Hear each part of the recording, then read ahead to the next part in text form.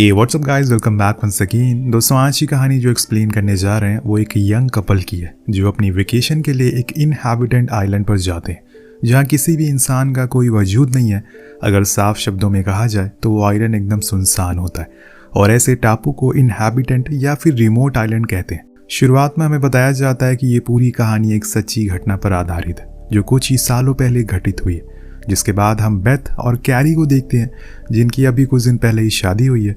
वो अपने हनीमून के लिए यहाँ इस आइलैंड पर आए जिसे लोग कोरल बीच के नाम से भी जानते हैं। जिसके पीछे क्या कारण है ये हमें आगे पता चलेगा और वो इन्हें यहाँ पर छोड़कर वापस चला जाएगा। पर जाते टाइम वो इनसे कहता है कि अगर उन्हें कभी भी कोई इमरजेंसी आए तो वो इस सैटेलाइट फ़ोन का इस्तेमाल करके उसे 10 दिन से पहले ही बुला सकते। पर कैरी कहती है कि अगर वो 10 दिन के लिए यहाँ पर आए हैं तो उससे पहले वो क्यों जाएंगे, यानी कि वो यहाँ पर खूब मस्ती करने वाले हैं क्योंकि अब 10 दिन इनके अलावा यहाँ पर कोई नहीं आने वाला। वो इस पूरे आइलैंड के मालिक हैं।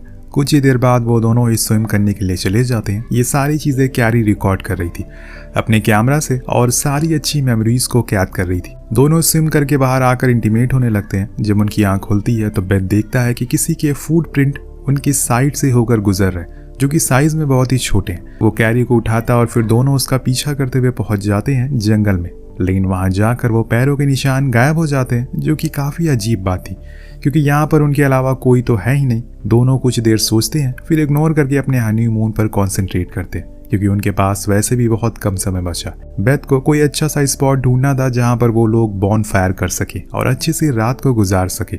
वो जंगल में लकड़ियों को ढूंढने के लिए जाता है तो वहाँ उसे कुछ हड्डियाँ मिलती है जिसे देखकर अंदाज़ा नहीं लगाया जा सकता कि वो इंसान की है या फिर किसी जानवर की। तभी बेथ को कुछ आहट सुनाई देती है। जब वो पीछे मुड़ता है तो वहाँ पर कोई भी नहीं था, इसीलिए वो लकड़ियों को लेकर वापस आ जाता है और टेंट लगाने में कैरी उसकी मदद करती है जो कि सब कुछ रिकॉर्ड कर रही थी। लेकिन तभी बेथ उससे उन हड्डियों के बारे में बताता है तो वो कहती है कि वो बोन्स इतनी बड़ी थी लेकिन यहाँ तो कोई भी इतना बड़ा जानवर नहीं है और कोई चिड़िया की वो हड्डियाँ तो बिल्कुल नहीं लग रही थी। दोनों कुछ देर इस बारे में सोचते हैं लेकिन फिर बेथ कुछ और बात करने लगता है जिससे कि वो उसे इग्नोर कर देते हैं। अब सूरज ढल जाता है, अंधेरा हो चुका था। दोनों इस सोने के लिए चले जाते हैं अपने कैंप में। पर बीच रात में उन्हें कुछ हलचल सुनाई देती है। जब बेथ बाहर देखता है तो उसे फिर कुछ दिखाई नहीं देता तो वो कैरी से कहता है कि शायद हवा की वजह से ये आवाज़ पत्तों में से आ रही हो, इसीलिए वो सोने के लिए चले जाते हैं और रात में एक बार फिर से वही आवाज़ दोबारा आती है लेकिन उन्हें तो वही लगता है कि शायद पत्तियाँ होंगी, इसीलिए वो बेखबर सो जाते हैं। अब सुबह जब बेथ स्विम कर रहा होता है तो कैरी उसे आवाज़ लगाती है और दिखाती है कि किसी ने उसके अंडरगारमेंट को पेड़ पर टांग दिया है। ये कैसे हो सकता है क्योंकि उनके अलावा यहाँ पर कोई भी नहीं है। यहाँ कैरी की बात सुनकर बेथ जंगल में जाकर चेक करता है, शायद सच में कोई उनसे पहले यहाँ पर आकर रह रहा हो जो उनके साथ ये प्रैंक कर रहा हो। लेकिन बहुत देर ढूंढने के बाद भी उन्हें कुछ नहीं मिलता, इसीलिए वो वापस आ जाते हैं और फिर दोनों फिशिंग करने के लिए चले जाते हैं जहां पर बेथ मरने से बाल बाल बचता है क्योंकि वो एक स्टार फिश पर पैर रखने वाला था जिसकी स्टिंग अगर उसे चुभ गई तो वो 30 मिनट के अंदर मारा जाएगा, ऐसा कैरी ने एक बुक में पढ़ा था। अब दोनों संभल कर फिशिंग करते हैं पर जब वो बाहर आते हैं तो उन्हें अपने पीछे जंगल से किसी की रोने की आवाज़ आती है जैसे कोई बहुत तकलीफ में हो। अब दोनों उस आवाज़ का पीछा करते हैं, तभी उन्हें सामने एक केबिन दिखाई देता है जो कि लॉक था।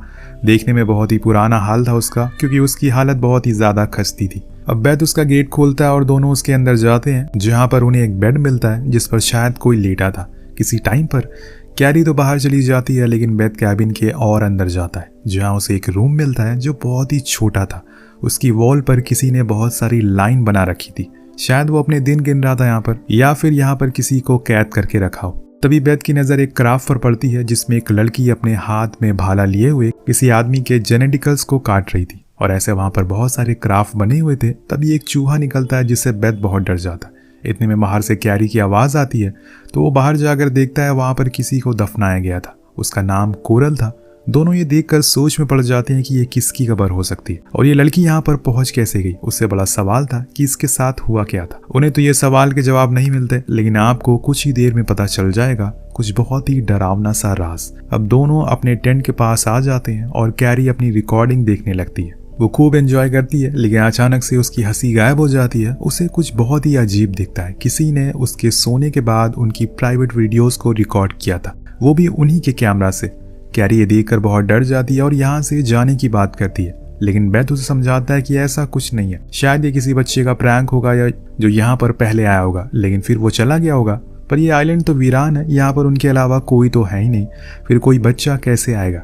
पर बेथ कैरी का मूड सही करता और ये सब भूलने को कहता है। अब दोनों ही ट्राइबल की तरह मेकओवर करते और खेलने लगते हैं। खेलते खेलते वो फिर से उसी केबिन के पास पहुंच जाते हैं, जो कि बहुत ही अजीब था, क्योंकि कल तक ये केबिन किसी और जगह पर था और आज किसी और जगह पर। लेकिन इन दोनों ने अभी इस बात पर गौर नहीं किया। अब दोनों ही वहां से मुड़ जाते हैं और अपने गेम को कंटिन्यू रखते हैं। तभी अचानक से बेथ को किसी बोट की आवाज आती है। वो बीच पर आकर देखता है तो वहां पर 2 लोग बंदूक से शार्क को मार रहे थे। वो उन्हें इग्नोर करके अपने टेंट के पास आ जाता है। उसका यहाँ पर मन नहीं लग रहा है। उसे लगता है कि शायद यहाँ पर उनके अलावा कोई और मौजूद है, जो कि उनसे छुप छुप कर मजाक कर रहा है, और वो टेंशन में आ जाती है। कहानी और आगे बढ़ती है। दोनों खाना खाकर सोने के लिए चले जाते हैं।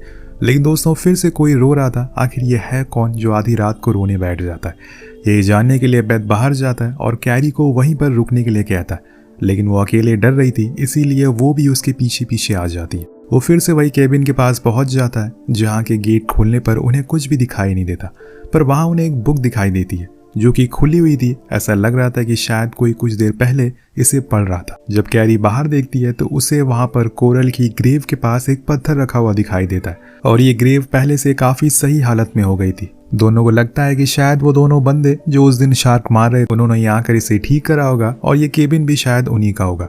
आज दोनों बाहर ही सोते हैं, क्योंकि बेथ को लगता है कि शायद उन पर कोई नजर रख रहा है। इसीलिए आज वो उसे रंगे हाथ पकड़ना चाहता है। लेकिन पूरी रात बीत जाती है और कुछ नहीं होता।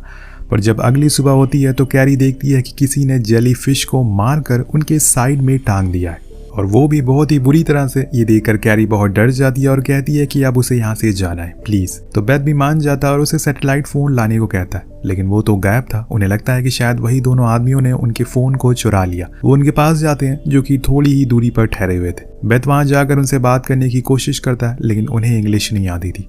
वो फिर भी जैसे तैसे उनसे मदद मांगने के लिए कहता है। पर उनमें से एक आदमी कैरी को पकड़ लेता है और उसके साथ बदतमीजी करने लगता है, जिसकी वजह से बेथ और उनमें लड़ाई हो जाती है, जिसे कैरी छुड़ाती है और उसे वहां से लेकर जाती है। अब दोनों को पूरा यकीन था कि उन्होंने ही उनका फोन चुराया है, इसीलिए वो उनके जाने के बाद उनके सामानों को चेक करते हैं धीरे से। लेकिन वहां वो फोन नहीं मिलता, इसीलिए बेथ कहता है कि अब मुझे उनकी बोट पर जाना होगा। वहीं जाकर मैं जैक्सन से कांटेक्ट करने की कोशिश करता हूँ, तुम यहीं पर रहना।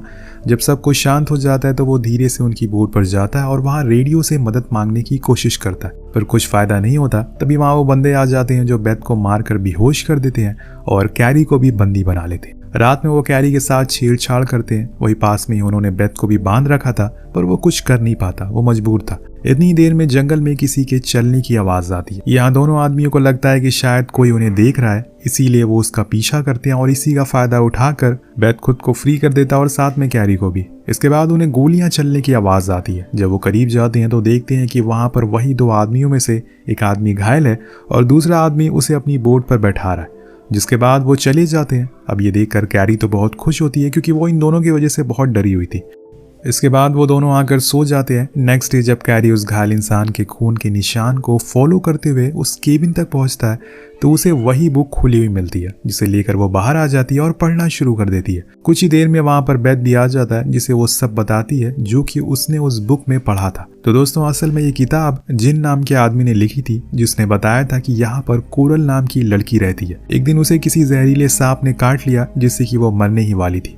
लेकिन इतने में उसे कुछ आदमी मिलते हैं इस टापू पर, जिनसे वो मदद मांगती है। लेकिन उन आदमियों ने उसकी मजबूरी का फायदा उठाया और सभी ने मिलकर उसके साथ गलत काम किया, जिससे कि उसकी मौत हो गई। जिसके बाद उन लोगों ने उसकी लाश को यहीं पर दफना दिया। लेकिन कोरल की आत्मा को मुक्ति नहीं मिली। वो एक आत्मा बनकर घूमने लग गई इस पूरे आइलैंड पर, जिसे सबसे पहले जिन ने देखा और तभी उसने इस बुक को लिखा। वो ही इस केबिन में रहता था। उस बुक में ये भी लिखा था कि जब से लेकर आज तक जो भी इस आइलैंड पर आया है वो सभी को कोरल ने मार डाला है, और ये हकीकत है।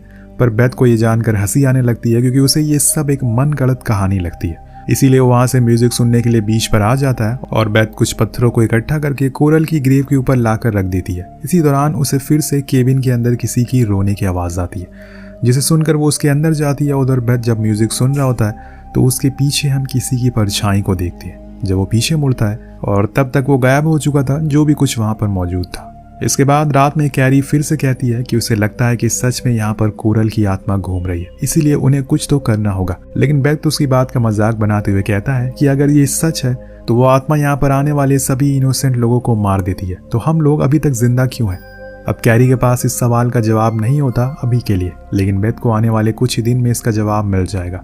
खैर, रात में जब ये दोनों सो रहे होते हैं तभी हम देखते हैं कि वहाँ पर सच में किसी इंसान की आत्मा घूम रही है, जिसकी हल्की सी झलक हम देख पाते हैं। तभी बेथ भी उठ जाता है, लेकिन हर बारी की तरह वहाँ पर उसे कुछ भी दिखाई नहीं देता, पर कोई है जो उन्हें दिख नहीं रहा है। पिछले 7 दिनों से ये सब चल रहा है, जिसकी वजह से कैरी बहुत ही परेशान हो चुकी है। उसका हनीमून अब हॉरर मून में बदल चुका है। उसे कैसे भी करके यहाँ पर घर जाना है, क्योंकि यहाँ पर उसे कुछ भी सही नहीं लग रहा। तभी वो देखती है कि आसमान से एक प्लेन गुजर रहा है, यानी कि यहाँ पर प्लेन आते जाते रहते हैं। इसीलिए सिग्नल देने के लिए वो आग जलाने की तैयारी शुरू कर देते हैं। पर तभी उसे वो सैटेलाइट फोन के रिंग होने की आवाज आती है, जो कि कहीं और से नहीं बल्कि उसी केबिन के अंदर से आ रही थी। वो उसका गेट खोलता है और देखता है कि वो फोन तो वहीं पड़ा है। वो उसे पिक करता है और हेलो करता है, पर वहां से कोई लड़की की चीखने की आवाज आ रही थी। ऐसा लग रहा था कि मानो कोई उसके साथ बहुत बुरा कर रहा हो। अब बेथ डर के मारे फोन को फेंक देता है, जिससे कि वो टूट जाता है। लेकिन दोस्तों, वो टूटे हुए फोन में फिर से कॉल आती है और इस बार कोई भी नंबर शो नहीं होता।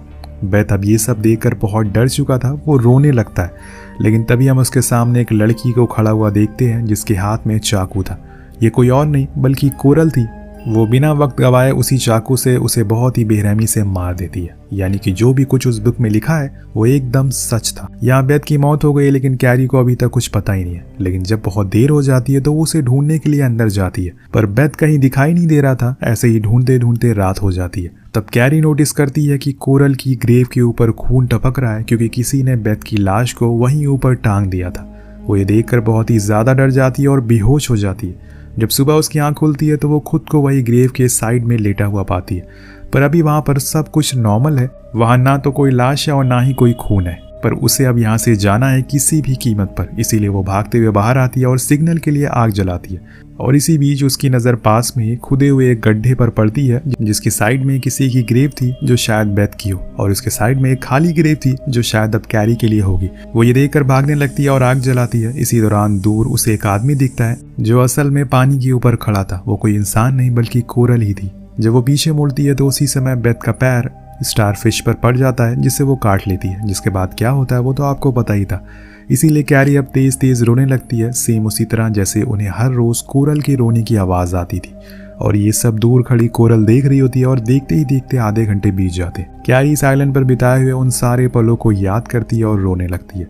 और इसके बाद उसकी भी मौत हो जाती है। अब 10 दिन बीत जाते हैं और जैक्सन अपने वादे के मुताबिक उन्हें लेने के लिए आता है। उसे इन दोनों का सामान तो मिलता है, लेकिन वो कहीं दिखाई नहीं देते, और इसीलिए वो दोनों को ढूंढने के लिए अंदर जाता है, जहां पर वो भी उसी केबिन में एंटर करता है जहां जैक्सन को वही बुक मिलती है।